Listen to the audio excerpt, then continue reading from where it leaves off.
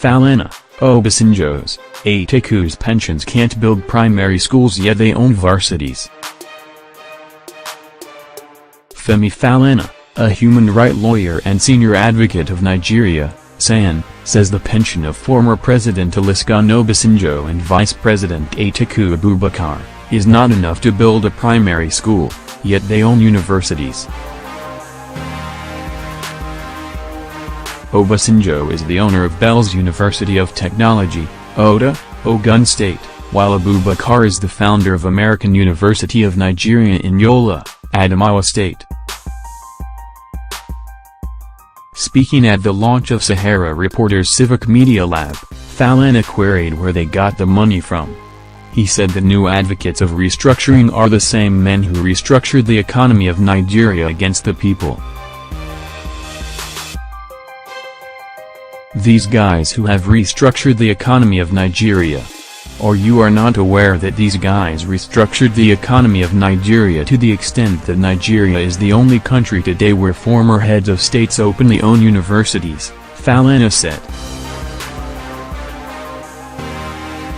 Have you ever heard of that anywhere in the world that the likes of Obasanjo, Atiku, Babangida and others own universities, and of course, the man who is now pushing for restructuring, Atiku, has a university as well.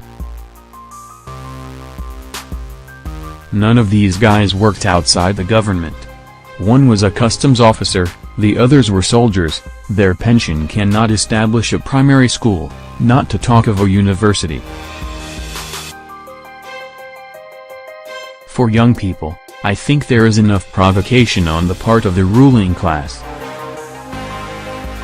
Falana spoke to the youth present at the launch about the emergence of Emmanuel Macron, and said rather than draw lessons from the French president, Nigerians are querying his decision to marry a 64-year-old woman.